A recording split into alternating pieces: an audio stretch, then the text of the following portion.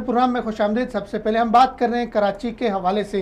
कराची जो रोशनियों का शहर है, कराची जो पाकिस्तान की माशी शारग है, माशी हब है, तो आप बुनियादी तौर पे क्या समझते हैं? आपका बहुत बड़ा नाम है कराची में, सियासत के हवाले से भी, खिदमत के हवाले से भी आपने बहुत काम किया वहाँ पे।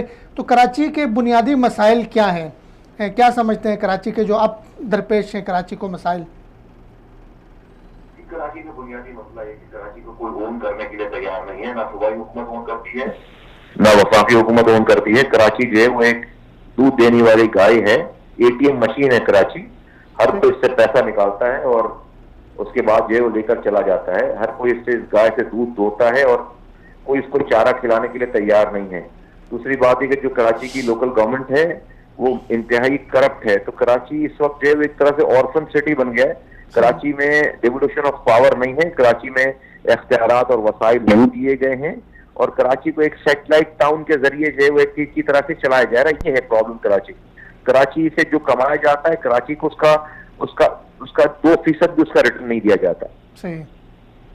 तो ये बुनियादी मसला है कराची का। तो आप वज़ीर आज़म साहब कराची के दौरे पे आए, वहाँ पे 160 अरब रुपए का ऐलान कर दिया, तो इसको किस तरह समझते हैं, किस तरह देखते हैं इस दौरे को वज़ीर आज़म साहब के, और किस तरह कौन खर्च करेगा? चूँकि हुकूमत और वफाक और सूबाई हुकूमत के दरमियान भी ताल्लुकात ठीक नहीं है, तो ये सिर्फ ऐलान हो गया, कुछ खर्च भी होगा?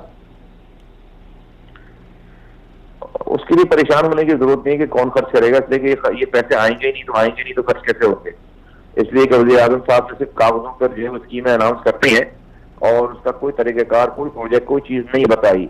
वफाक से कराची या किसी शहर को पैसे आने का तरीक़ाकार ये है कि पहले वफाक से पैसे पहले प्रोजेक्ट बनते हैं शहर में, उसके बाद सूबाई हुकूमतों से अप्रूव होते हैं, फिर वफाक में जाते हैं, वफाक से अप्रूव होते हैं, फिर वहां से पैसा आता है वफाक से सूबों के फाइनेंस डिपार्टमेंट में, और वहां से फिर शहर में पैसा आएगा। अभी हाल ये है कि सूबा सिंध का चीफ मिनिस्टर जो है वो वजीर आजम पाकिस्तान को जब दौरा करते हैं सिंध का, तो वो उनको रिसीव करने ही नहीं जाते।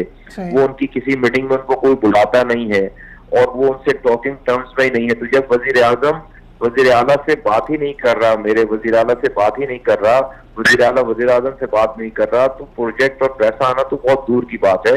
तो ये सिर्फ जो दौरा या इसकी जो तकारीर या इसकी जो सारे फिगर्स हैं वो सिर्फ फिगर्स की हद तक ही हैं, पैसा 1 रुपए भी नहीं आना।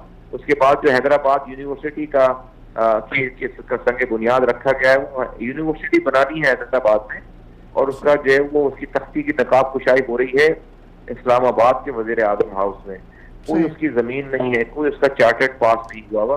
तो मैं नहीं समझता कि ये सारे जो दौरे या बातें दावों और वादों के अलावा कुछ और है, तो हकीकत से इसका कोई ताल्लुक नहीं।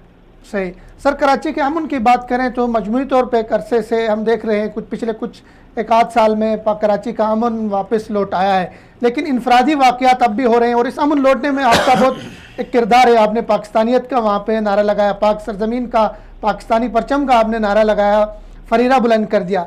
लेकिन इनफरादी तौर पे कुछ वाक़यात हुए हैं, जो जैसे कि अली रज़ा आब्दी साहब कत्ल हुए, मौलाना मुफ्ती तकी उस्मानी साहब पर हमला हुआ, तो कौन अनासिर हो सकते हैं जो कराची के अमन को ख़राब करना चाह रहे हैं? अली रज़ा आब्दी से पहले हमारे भी 2 साथी शहीद हुए हैं, हमारे ऑफिस पे हमला हुआ, हमारे 2 साथी शहीद हुए, 3 साथियों को जख्मी किया गया नाज़िमाबाद गुलबहार में। तो ये वाक़यात हुए हैं और यकीनन अब भी शहर में ऐसे एलिमेंट्स, खैर वो पकड़े गए, हमारे कातिल जो थे वो सारे पकड़े गए और जो लोग पकड़े गए उन्होंने बताया कि वो अल्ताफ हुसैन साहब की इंस्ट्रक्शन पे भी सारा काम कर रहे थे, उनकी वीडियोज हैं, उनकी ऑडियोज हैं, उनकी सारी जो है वो ट्रेस आउट हो गई सारी। तो जो हमारे साथियों के जो कातिल थे वो तो डेफिनेटली लंदन MKM से ताल्लुक था और अल्ताफ हुसैन साहब इस सारे के पीछे थे। ये तो मेरे पास अब तक इंफॉर्मेशन नहीं है वो कौन सा ग्रुप है, और अली रज़ा आब्दी के बारे में भी मतदाद खबरें आती हैं, तो मेरे पास इसकी इंफॉर्मेशन नहीं है।